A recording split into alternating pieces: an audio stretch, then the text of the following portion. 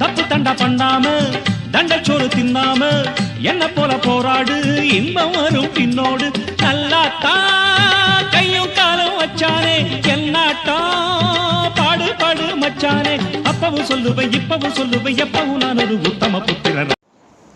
அனைவருக்கும் வணக்கம். லாஸ்ட் வீடியோவில் பார்த்தீங்கன்னா ஷேர் மார்க்கெட்டோட இன்ட்ரடக்ஷன்ஸை நம்ம பார்த்தோம்.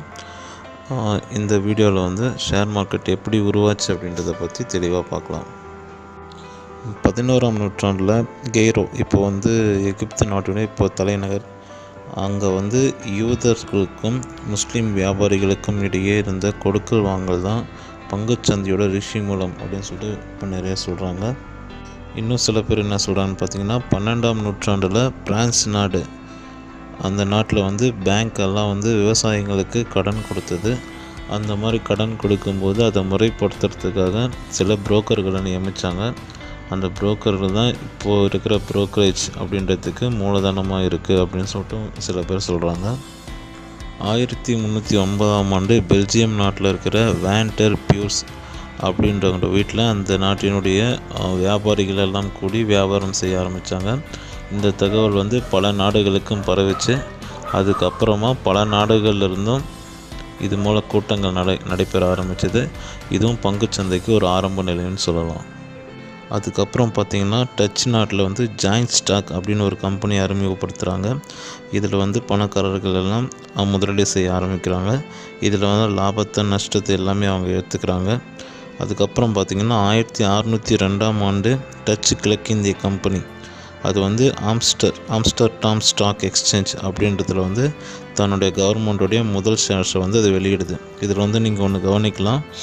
இப்போது மிகப்பெரிய வல்லரசாக இருக்கிற பிரெஞ்சு நாடு வந்து 1602 அதனுடைய ஷேர்ஸை வந்து ஷேர் மார்க்கெட்டில் விற்றுருக்காங்க. ஆனால் இன்றைக்கும் பார்த்திங்கன்னா நம்ம இந்தியாவுடைய ஷேர்ஸு, கவர்மெண்ட் ஷேர்ஸை விற்கிறதுக்கு வந்து நிறைய போராட்டங்கள்லாம் இருக்குது. அதெல்லாம் நீங்கள் கவனிக்கலாம். இப்படி உருவான பங்குச்சந்தை தான் கொஞ்சம் கொஞ்சமாக பரவி இன்றைக்கி வந்து பங்குச்சந்தை இல்லாத நாடுகளே இல்லை உலகத்தில் அப்படின்ற நிலைமைக்கு வந்திருக்கு. சரி, இதெல்லாம் பார்த்துட்டோம். நம்ம இந்தியாவில் எப்படி உருவாச்சுன்னு கேட்குறீங்களா?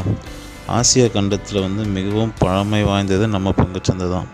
1850 வந்து மும்பையில் இப்போ இருக்கிற ஹார்னிமூன் சர்க்கிள் அப்படின்ற இடத்துல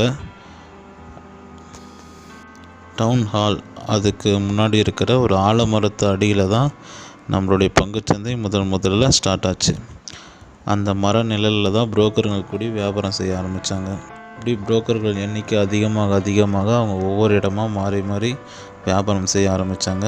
அதுக்கப்புறம் பார்த்திங்கன்னா 1874ஆம் வருஷம் தான் ஒரு நிரந்தரமான ஒரு இடத்த வந்து அவங்க அடையிறாங்க.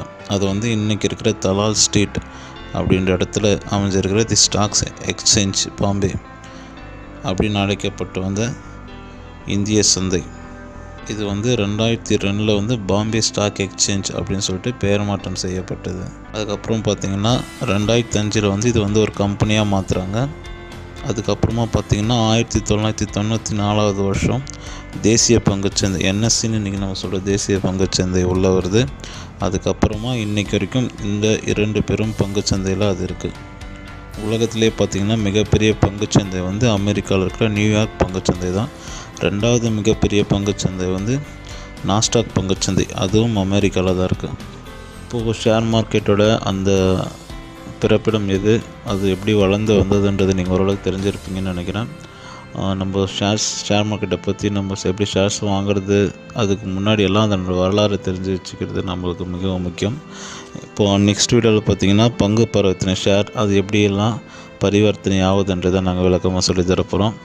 எங்களுடைய வீடியோஸ் நீங்கள் தொடர்ந்து பார்க்கணுன்னா சப்ஸ்கிரைப் பண்ணி பெல் ஐக்கானை கிளிக் பண்ணிக்கோங்க.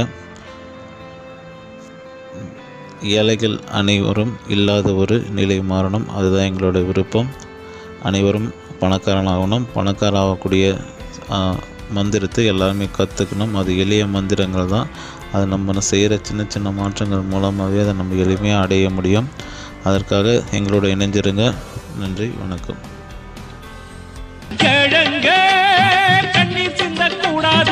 ஆத்தாடி நம்ம நெஞ்சல் தாங்காது, கண்ணுல ஈரமும் நெஞ்சில பாரமும் உள்ளவன் யாருக்கு நல்லது பண்ணுவேன் ராஜாவுக்கு ராஜா நான்டா